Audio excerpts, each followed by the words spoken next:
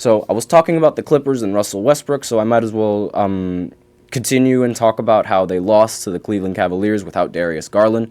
The Cavs, they're a very solid team, even without their second player. So imagine how much better that team is going to be when they get him and when they get him back from his injury. Harden and Paul George didn't show up in this game. Westbrook did, though, with 5 of 8 going and 13 points. It was Kawhi against the whole Cavs out there. He was their leading scorer. Let me just pull up the box scores real quick. He had 30 that night. So, yeah, it was just him against the entire Cavs roster at that point. And the Cavs roster, everyone on the starting lineup was in double figures. Mitchell ended with 28 and 12. Jarrett Allen ended with 20 and 17. Okoro ended with 17, and Strus ended with 14. So I was talking about before in a different podcast where I thought that the Clippers would have great matchups on like the defensive end. Now I'm not so sure because almost the entire starting lineup was in double figures in this game. So maybe the defense isn't as good or as hyped up as I thought it was going to be. And with this win under their belt, along with the win against the Bucks for the Cavs, I think the Cavs could potentially make some noise in the playoffs, especially if they can get Garland back just before then. I feel like they could make the series competitive against the top team. Do I think that they will end up beating that team?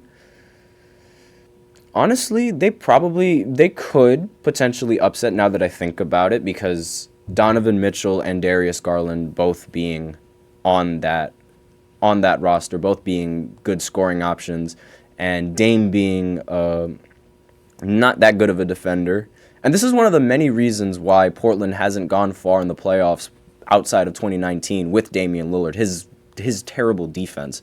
So Donovan Mitchell and Darius Garland could probably outproduce him on that offensive side of the ball, along with Giannis, but it will be difficult. I'm not going to say it will be easy. And Jarrett Allen is a really competent rim protector, so maybe he could hold off and have a good matchup against Giannis. I don't think it will. It probably won't happen, but who knows? But I don't know. Did my computer just freeze? Jesus Christ, my computer froze for like 2 seconds. Apologies for that. So again, with this win under the belt, if they get Garland back, I feel like they could really make a bunch of noise. Clippers need to be worried about this loss, however, because they were just put in tier 1. And obviously, like with this loss to the Cavs, they aren't going to be tier 1 in power rankings anymore. As like they should definitely be worried about losing to this team. I didn't expect them to lose to the Cavs, especially after beating Boston at home in a huge blowout win. I'm sure they're not getting the 1 anymore, and Boston is probably going to go and move up back to number 1 in power rankings, as they won their last game 118-112 against the Pelicans, which are another good playoff team. Tatum ended with 28, Brown ended with 22, Drew ended with 20, and the entire starting lineup was in double figures. Very dominant win for the starting lineup. The Pelicans, even with this loss, I think they look pretty well.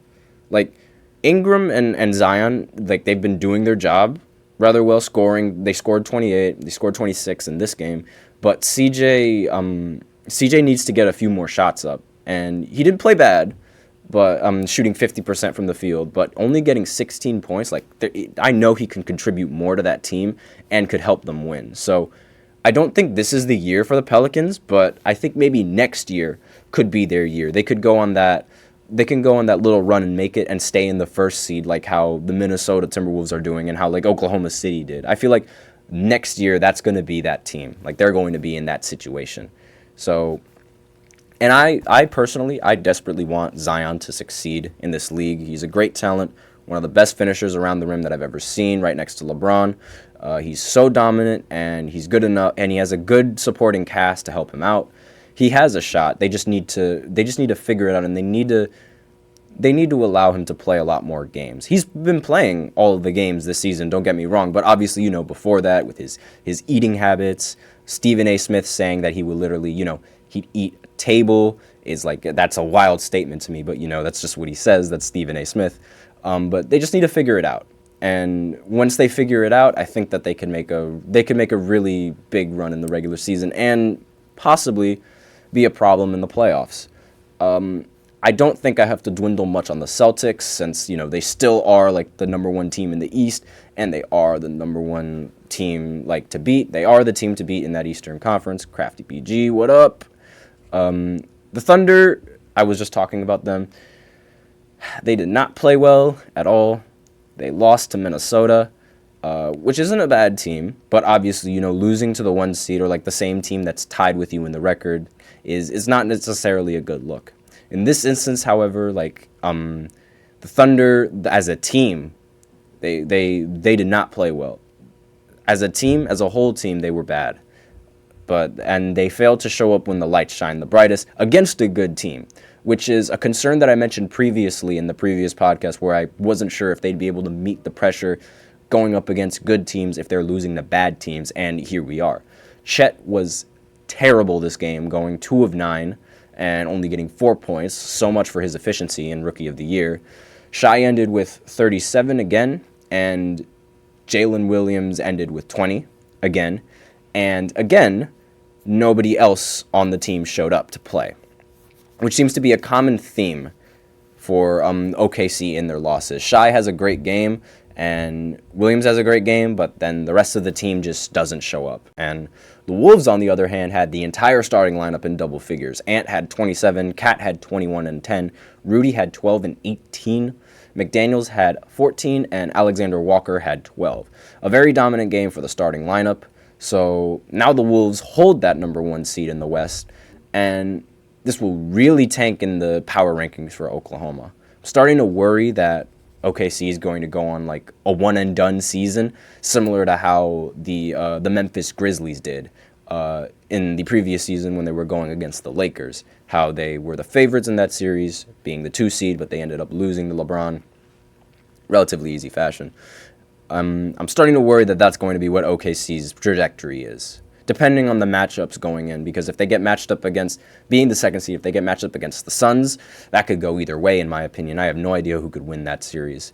But Denver played Milwaukee, and Giannis didn't sit out this game, as he ended with 29 and 12. Take notes, Joel. But it wasn't enough against Denver, where Jokic scored 25, 12, and 16, and Jamal scored 35. I knew this would end up being a problem for the Bucks, which is Dame's lack of defense, and his lack of offense is definitely going to hurt this team if he doesn't perform the way that he's expected to. Jamal ended with 35. If Dame can't match Jamal in points, then he's useless on the court because he's not that good of a defender. And I said it before that this was one of the many reasons why Portland never made it far in the postseason. The Nuggets still look like the defending champs. While the rankings might not show it, I think they are truly the team to beat. Obviously, since being they won the ring last year, so obviously they're the team to beat. But this win puts them in the second tied with the Wolves. And in another matchup, we have Phoenix against Miami. Phoenix ended up winning 118 to 105. I didn't really expect much scoring from either side, primarily because Miami's offense is a little bit of a wild card, but their defense is great.